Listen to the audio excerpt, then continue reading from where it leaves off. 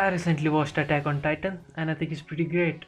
I mean, that's pretty obvious from the title itself. I just wanted to talk about it, so here is this obligatory fanboy video that no one asked for. The first season of this anime aired in 2013 and I am seeing it after 7 years of its release cause back then there was no such thing as Geo, and when Geo finally came I was too busy watching 13 Reasons Why and these old Balaji masterpieces. Before starting, I was quite skeptical about this one because of its premise. I mean, there are naked giants and humans are trying to kill them. This doesn't sound like an interesting premise to me, but I was certainly being one of those assholes who shits on shows without even watching them. By the way, I just watched 4 episodes of Friends and I think it is pretty overrated, and I wonder why I don't have any friends. Anyways, I was wrong about this one. Yes, there is brawl between humans and titans, but the layers throughout these 3 seasons is what that makes this anime interesting. The first season of Attack on Titan is a rollercoaster ride of cheap thrills and surprises. It hooks you from the first episode itself with its world, attention to details, and believability. The world of AOT doesn't feel forced in any way because of its attention to details. Talking about details, there are certainly some moments when you'll scratch your head in thought, but most people will not dwell on these small details. As audience, you will intuitively think that something is off, but most people will not give it a thought amidst this rollercoaster of cheap thrills.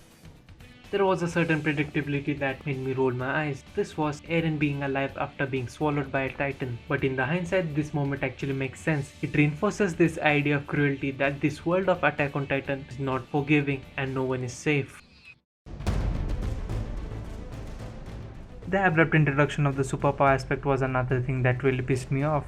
This may not be a good comparison, but I would like to compare this shift to superficial with Game of Thrones. In Game of Thrones, the occult aspect is obviously dragons and White Walkers, but in there you get the hints and snippets of the existence of this power from the first episode itself, and it takes a season to make the shift from political drama to supernatural political drama. However, in the case of Attack on Titan, this shift is made in the 8th episode itself. But again, in the hindsight, I think Eren's ability to transform into a titan is probably the second best thing that has happened to this series. Existence of Captain Levi still remains the first.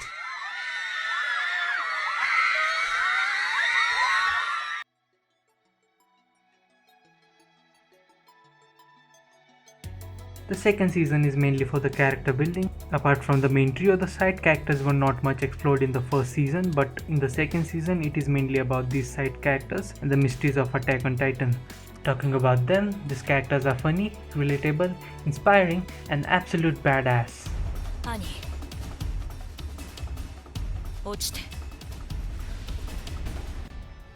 In fact, I love this character so much that if things go well and I live long enough to have children, I'll name my children after these characters. My legitimate son will be called Eren, and if, God forbid, we have a miscarriage, I'll name the thing Mako. The multi-character narrative of S2 allows us as a viewer to understand these characters better.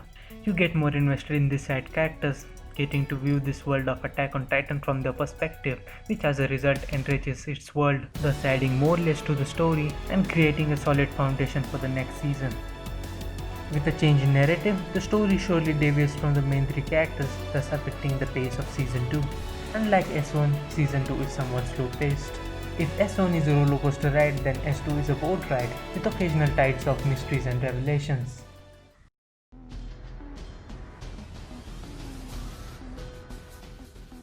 The part 1 of the third season is nothing like the past 2 seasons, where it was Titan vs human in the first 2, it is human vs human in this one.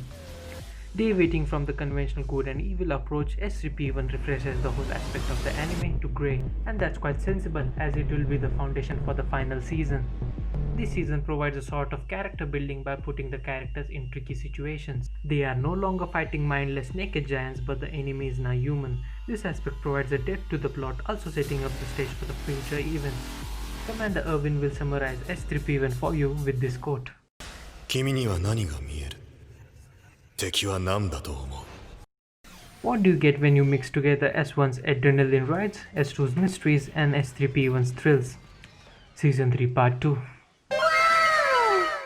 The second part of Season 3 has fear, anticipation, and excitement that will make you wet. I mean, your brain will go wet with those chemicals of fear and excitement. Yeah. This season is the payoff of all the build-up and character building of the past seasons, as by seeing the consequences of loose moves in the past seasons, you will fear for the life of your favorite character, anticipate what will happen next. Let me summarize S3P2 by saying that it is 6 episodes of Battle of Bastards, 2 episodes of yet more revelations, 1 episode of people talking, and 1 episode of Eren's depression. And to summarize the whole video, I'll say that I love Attack on Titan. If that wasn't obvious already that I'm a freaking fanboy. If MAPPA Studios nail the final season, it will be no surprise that this anime will define our whole generation, and more freaks like me will name their children after the characters of this masterpiece. If you have made it this far, thank you.